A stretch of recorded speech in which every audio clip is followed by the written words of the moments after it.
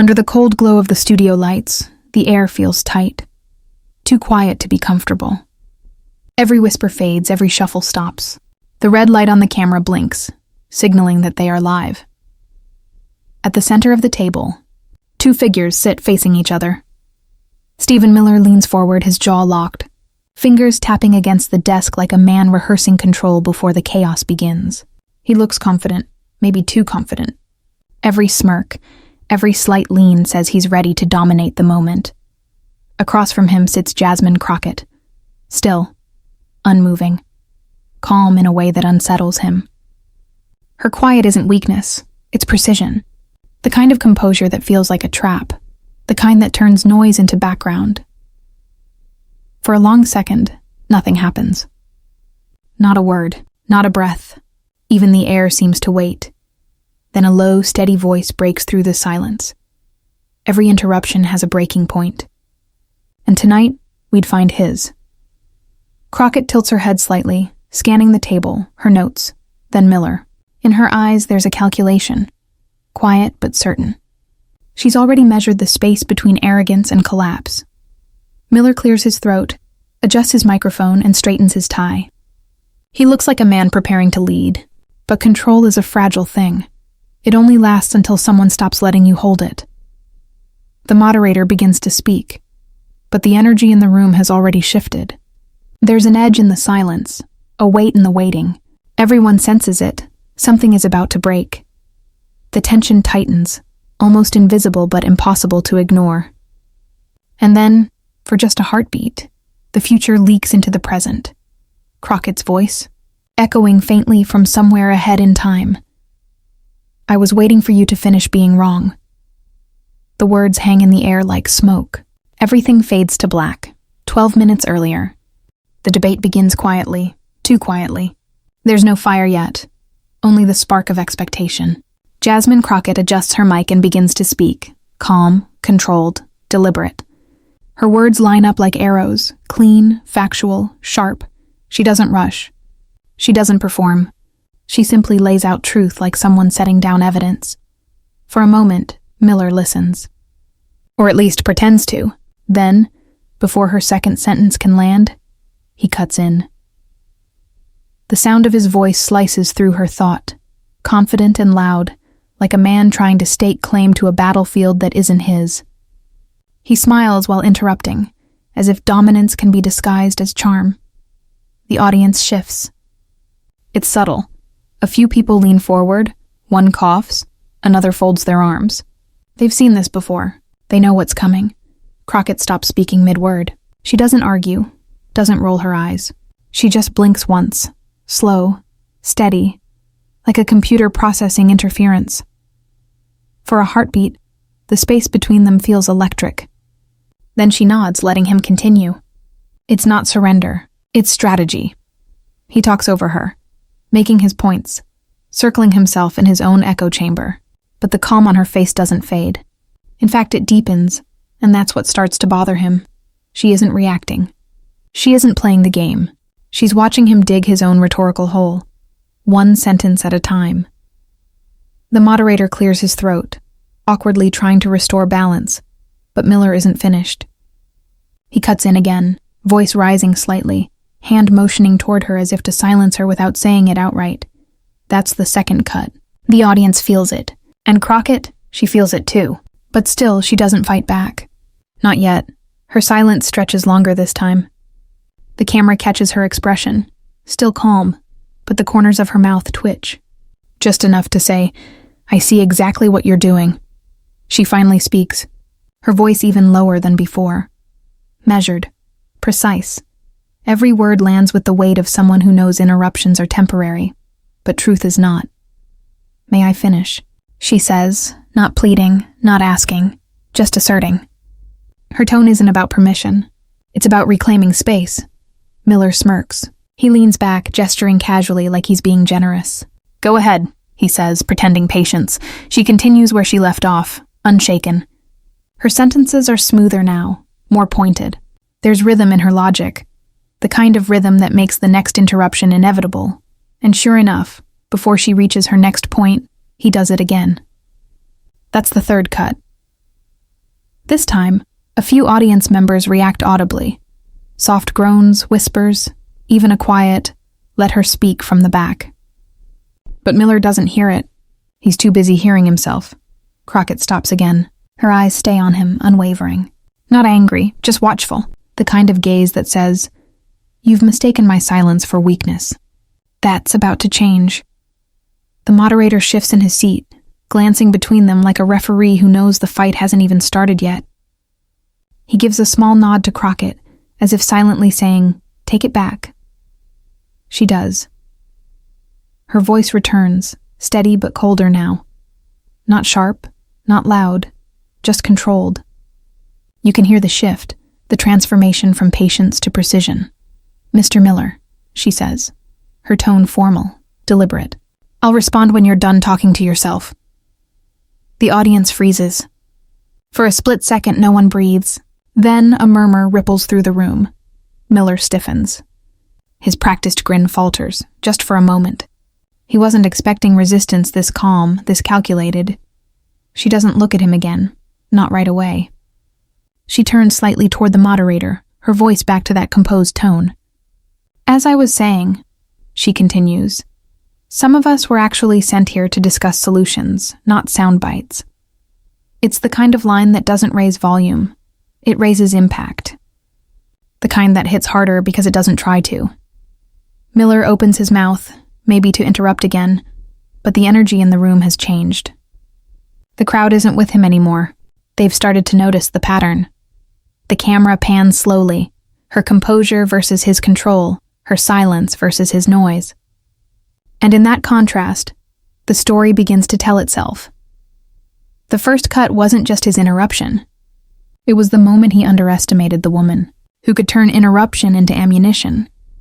Because Crockett doesn't need to shout to win. She only needs to wait for the exact second when. Silence hurts more than words. The room breathes heavy. You can feel it. The crowd leaning in, the air getting thicker. What started as a debate has turned into something more delicate, a test of composure.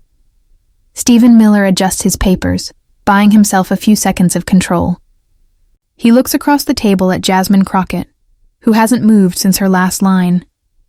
She's still, but not stillness of hesitation, stillness of dominance. The kind of quiet that says, "I'm not reacting, I'm recording." He mistakes it for hesitation. That's mistake number one. The moderator tries to steady the moment.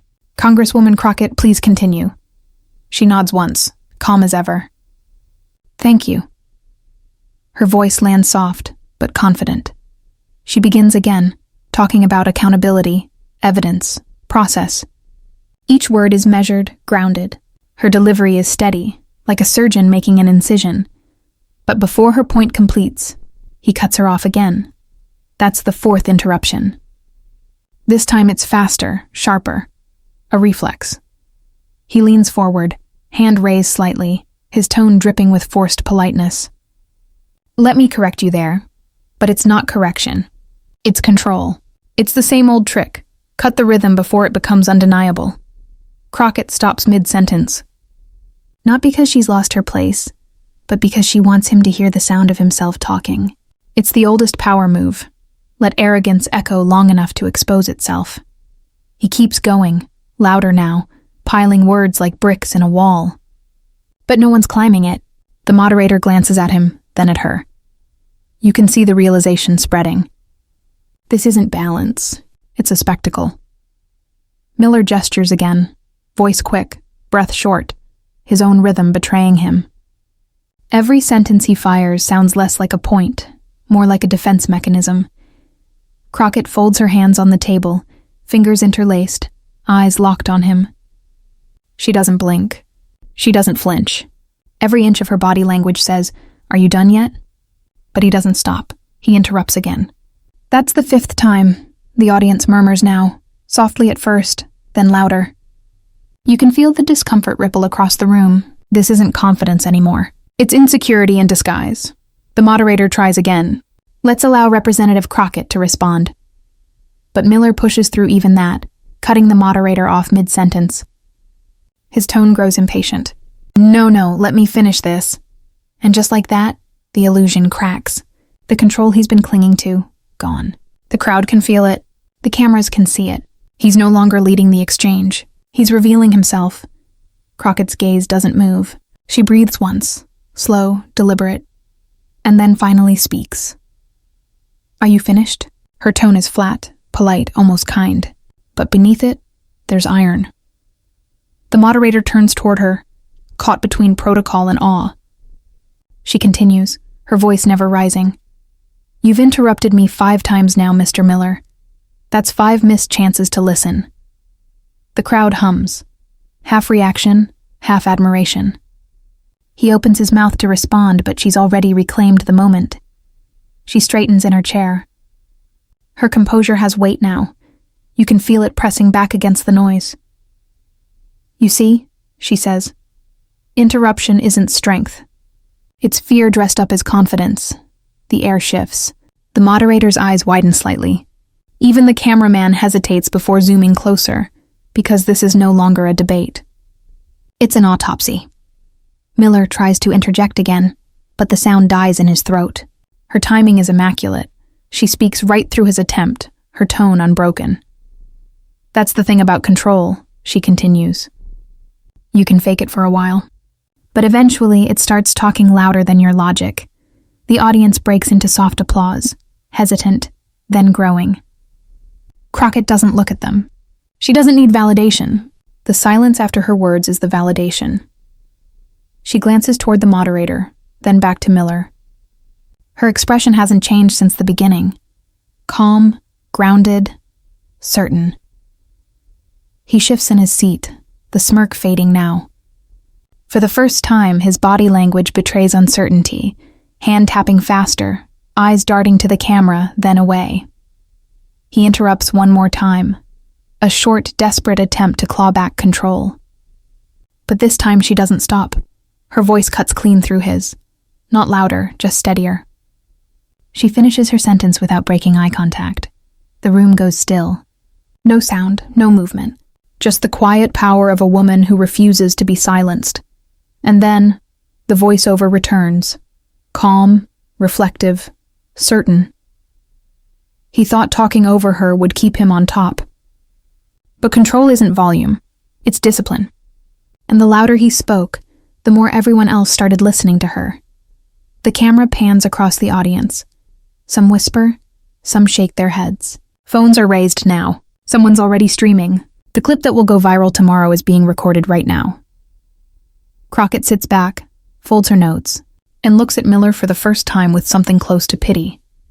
He looks back, trying to hold eye contact, but it slips, like sand through fingers. And just before the moderator moves to the next question, her eyes narrow slightly. It's not anger, it's clarity, the kind of look that says, "You've played your pattern. Now I'll play mine." Because from this point forward, silence will not be his weapon, it will be hers. Something changes in the air. It's not loud, not visible, but everyone feels it. That invisible thread between tension and collapse tightens just a little more. Stephen Miller clears his throat. He's talking again, faster now, layering point after point like someone trying to build a wall before the storm hits. His words start blending together, force without focus. Across from him, Jasmine Crockett doesn't move. Her eyes follow him the way a tide studies a rock, patient, certain it will wear down. He interrupts her for the 4th time. It isn't even subtle anymore. He leans in mid-sentence, cutting her clean off, hand slicing the air like punctuation. His voice rises. "No, that's simply not accurate." And there it is. The shift, because this time she doesn't blink. She exhales, slow and precise, like someone timing their heart with the rhythm of chaos. Then she straightens. The movement is small. A few inches of posture, but it redefines the room. Her shoulders square, her gaze locks. Every camera angle recalibrates around her. She lets him talk. And talk. And talk. Until even he starts to hear the echo of his own voice. Then she says, calm and clear, "Stephen, I understand interruption. It's what happens when truth makes people nervous." The room freezes. It isn't just what she said. It's how she said it. No volume, no venom, just truth delivered with surgical precision. Miller opens his mouth, ready to counter, but no words come out. He stammers, blinks twice, shifts in his seat. The mask of certainty slips for half a second, and that's all she needs. The moderator glances up, startled. He was about to step in, but now he doesn't dare. He knows this isn't his moment anymore. The audience reacts in waves, quiet gasps, then murmurs, then stillness again. Even the crew behind the cameras freeze, eyes darting toward one another as if silently agreeing. Keep rolling. Crockett doesn't move. She doesn't press the advantage. She just sits there, the calm in the middle of someone else's unraveling.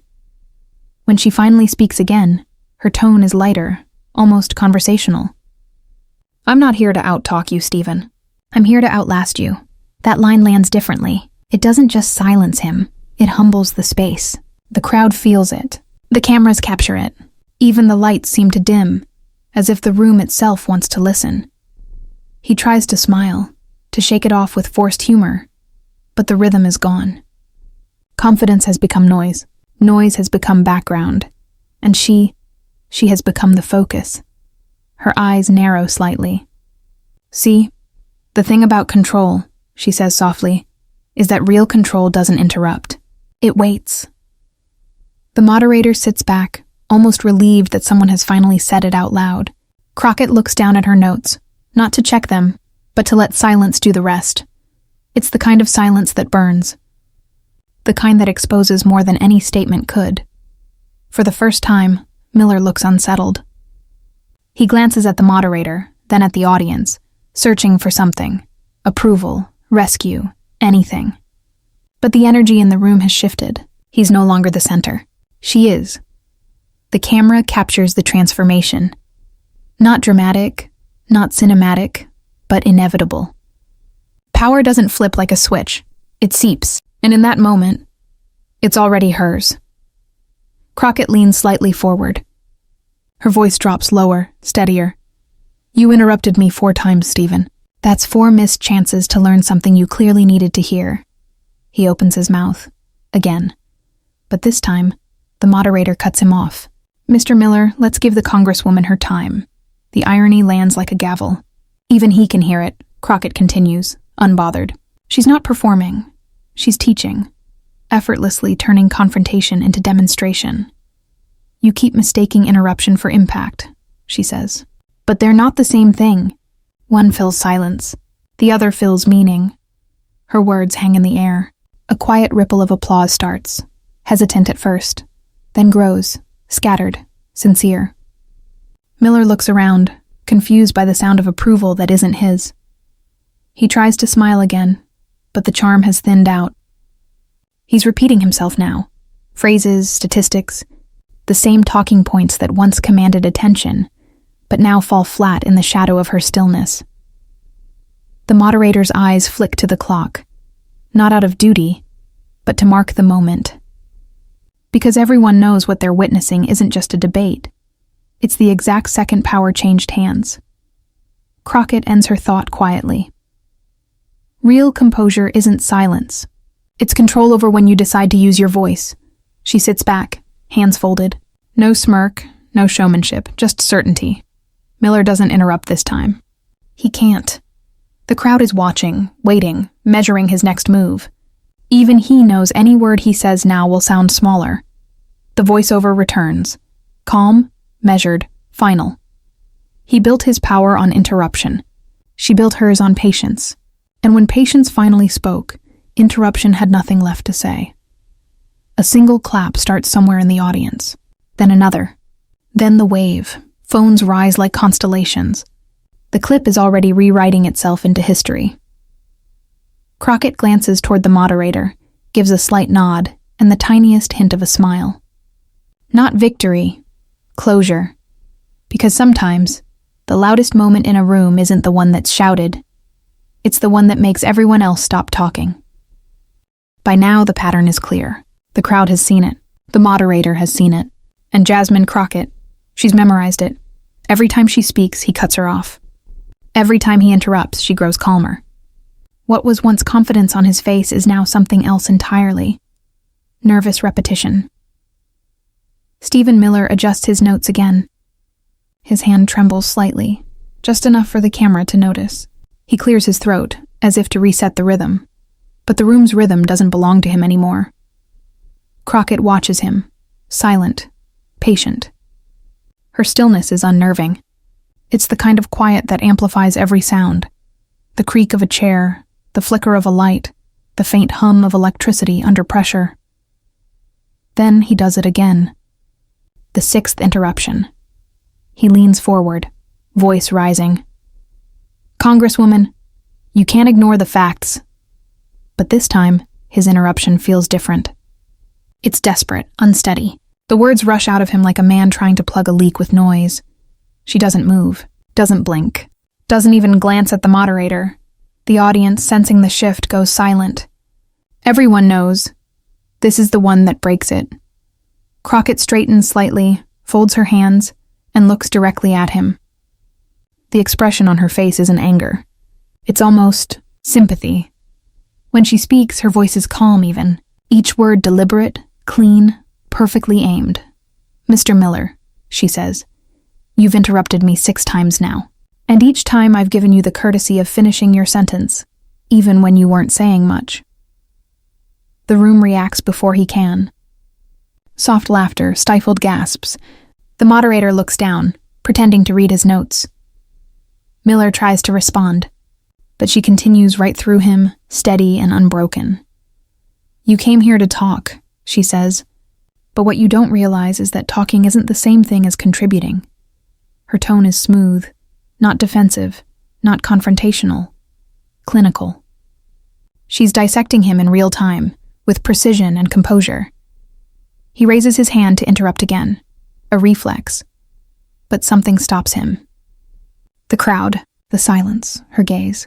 He lowers it halfway, unsure. That's when she tilts her head slightly, and the entire tone of the room changes. "You've mistaken interruption for authority," she says. But authority isn't about who speaks louder. It's about who still gets heard when everyone else stops shouting. That line lands like a pin drop. Every sound in the room fades behind it. He looks stunned, like the words hit harder than he expected. It's not just an argument anymore, it's a mirror. And he's seeing his reflection in it for the first time. Crockett pauses, then continues softer.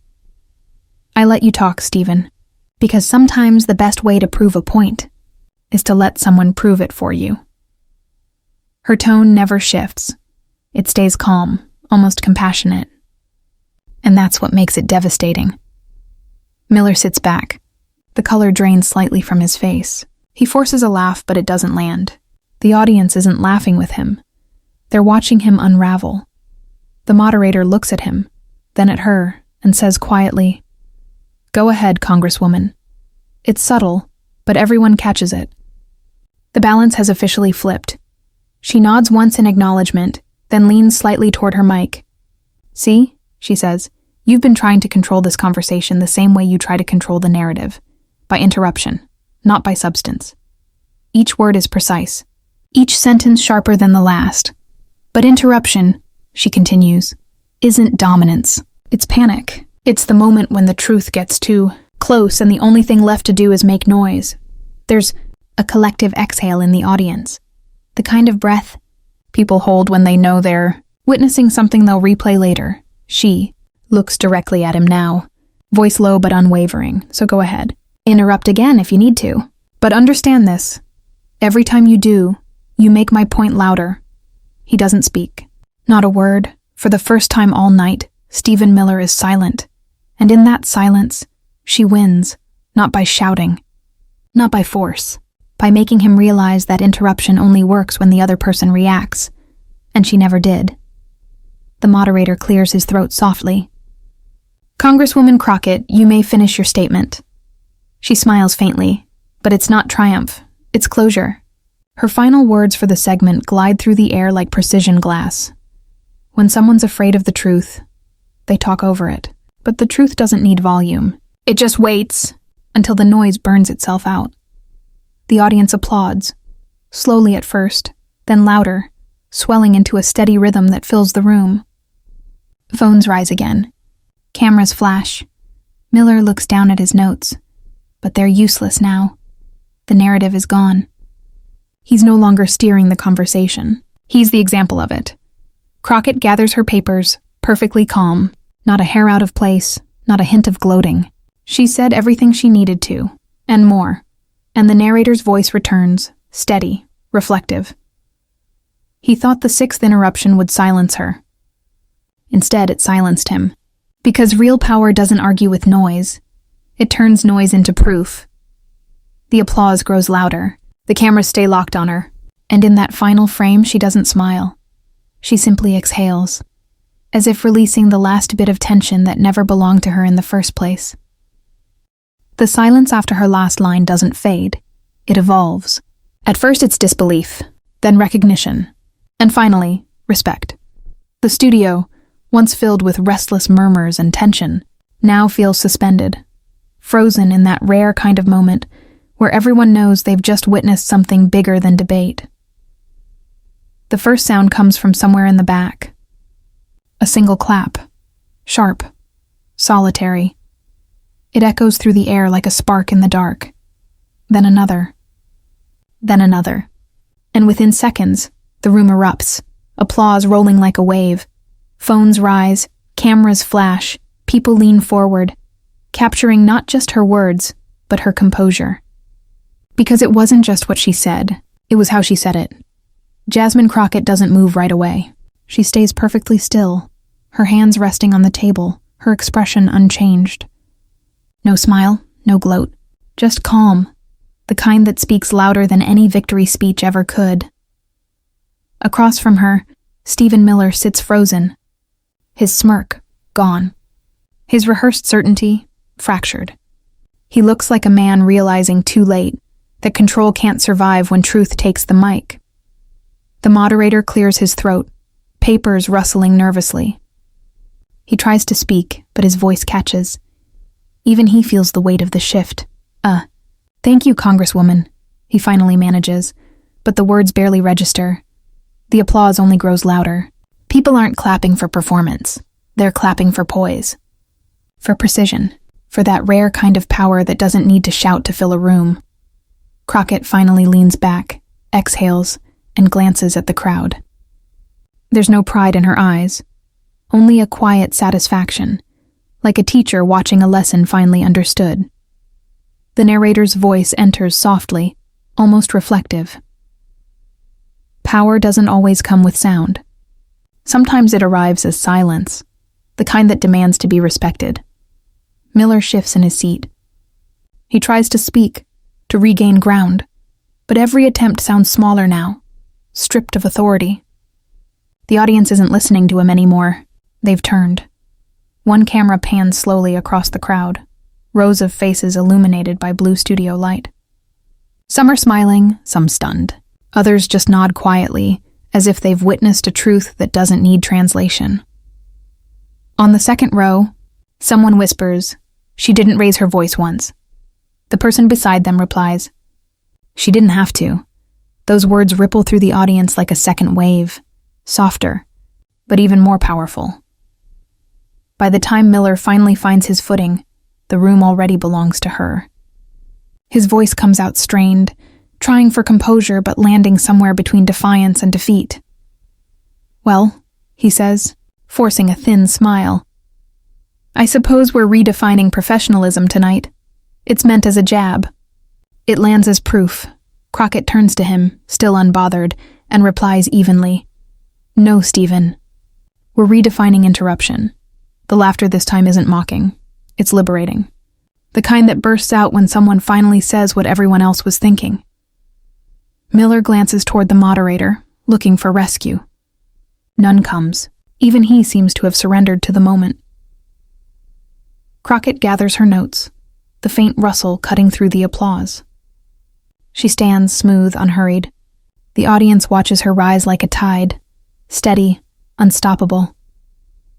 When she finally speaks again, it isn't to gloat or continue the argument.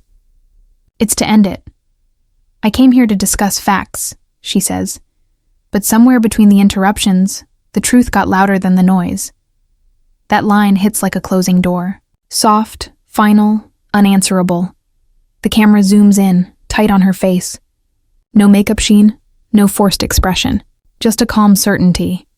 The kind you can't rehearse. In the control room, a producer whispers to another, "Mark that timestamp." That's the clip. They already know. It's about to go viral. Online, seconds later, the feeds light up. Phones buzz. Hashtags form like wildfire. Share Crockett calm. Sha6 interruptions. Sha truth wins quietly. Clips replay. The line spreads. "I wasn't interrupting you, Stephen. I was waiting for you to finish being wrong." It becomes a rhythm. Quoted, remixed, repeated. A single sentence dismantling an entire performance of dominance. Back in the studio, the applause still hasn't stopped. Crockett thanks the moderator, nods politely to Miller, and steps away from the table. Her steps are measured. No rush, no retreat. She walks like someone who doesn't just win moments, she defines them. The narrator's voice returns. Steady, resonant. In a world addicted to volume, she reminded everyone that clarity is louder. As she exits the frame, Miller sits alone beneath the same lights that once made him look powerful. Now they make him look exposed. He adjusts his tie again, searching for composure that won't return. The moderator looks toward the camera, offering a closing line that no one will remember, because the audience isn't listening anymore. Their eyes follow her. The woman who didn't just defend her space, she reclaimed it. In the hallway outside, a reporter catches her briefly. "Congresswoman Crockett, that was incredible. Did you plan that final line?" She smiles, the first real one of the night. "No," she says simply. "He gave it to me." The reporter laughs softly. Crockett continues walking, into the corridor light, into the future replay loops that will spin this moment into legend. And as the door closes behind her, the narrator's voice delivers the final thought. She didn't shout him down. She outlasted him. Because real strength doesn't fight for attention, it commands silence. The moment lingers, the applause still echoing faintly in the rafters long after the cameras stop rolling. But some sounds don't fade. They stretch. They travel. They become history replayed in real time. Backstage, the air feels different. Producers move fast, headsets buzzing, but even they pause to replay what just happened. On every monitor, the same image loops. Jasmine Crockett's calm face as the world erupts around her. Stephen Miller remains seated in the studio, still facing the empty chair she left behind. The noise has died down, but the silence that follows feels louder. It's not the silence of defeat. It's the silence of realization. He runs a hand through his hair, forces a smile that never quite forms, and whispers to himself, "She set me up for that, didn't she?" Maybe she did. Or maybe she just waited for gravity to do its work. Outside the studio, the world is already reacting. Clips circulate faster than headlines can keep up. Within minutes, Crockett calm trends worldwide. Commentators, influencers, and late-night hosts all chase the same quote. "I wasn't interrupting you, Stephen. I was waiting for you to finish being wrong. But what makes it viral isn't just the burn, it's the balance." Her voice wasn't angry. Her delivery wasn't loud. It was measured. Every word felt carved like marble, deliberate, permanent. The narrator's voice enters softly, as if from the future. In the age of shouting, her whisper carried further. Clips replay across every platform. Slow motion, zoomed in, subtitles added. Comment sections fill with disbelief, admiration, and a single shared sentiment. That's how you handle arrogance. News anchors discuss the moment of composure. Analysts dissect her tone like a masterclass in control. And somewhere between the outrage and the applause, something universal emerges. People remember what restraint looks like. Cut back to Jasmine Crockett, sitting quietly in her dressing room. No entourage, no victory dance, just her reflection staring back through the mirror's soft light. Her phone vibrates relentlessly, hundreds of missed messages.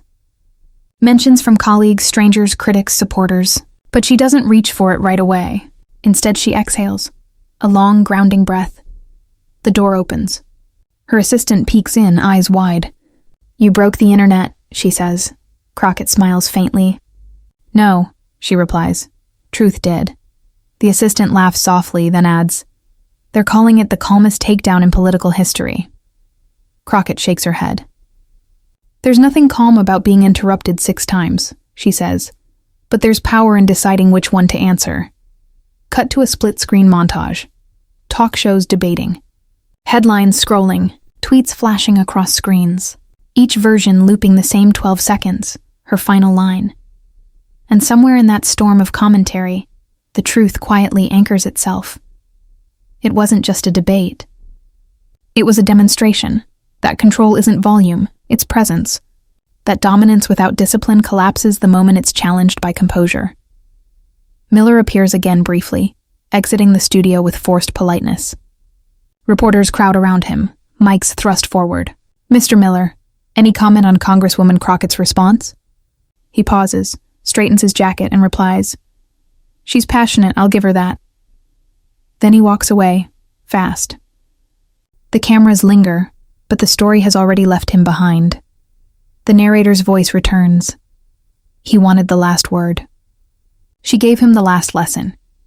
Back online, the clip surpasses 10 million views in hours. People begin quoting it in captions, remixes, speeches, even classrooms. For some, it's entertainment. For others, empowerment. But for many, especially women who've been talked over, dismissed, or interrupted, it feels personal. Comment after comment reads the same. She said what we've all wanted to say. Crockett finally picks up her phone. Scrolling through the avalanche of notifications, a message from her mentor catches her eye. It reads, Grace under pressure isn't silence. It's timing, she smiles. Her fingers hover over the keyboard before she types a short reply. Timing's everything. She sets the phone down and closes her eyes, just for a moment. Not to rest, to reset. Outside, the hallway hums with movement. Staff congratulating her, cameras waiting, sound techs packing up. But inside, she sits still again, that same eerie calm from the beginning. The calm that unnerves and commands. The camera pans out slowly, framing her against the mirror's reflection. 2 Jasmines. One who endured the interruptions, and one who defined the silence afterward. Then the narrator's voice, deeper now, delivers the closing truth. She didn't win because she was louder. She won because she refused to compete for noise. The screen cuts to black and white footage, the final moment of the exchange. Miller's face tight with frustration. Her face composed, steady. The words echo again, crystal clear, one last time. I wasn't interrupting you, Stephen. I was waiting for you to finish being wrong. The crowd's reaction plays in slow motion. The gasp, the applause, the wave of realization. The camera freezes on her final expression. Calm, centered, complete. And over that still frame, the final narration fades in. Some victories are measured in applause, others in silence. But the rarest kind, the one where silence belongs to you. A brief pause. Then the heartbeat returns. Slow, steady, confident. The heartbeat fades out. Only her words remain, faint, distant, eternal. Truth doesn't argue. It waits.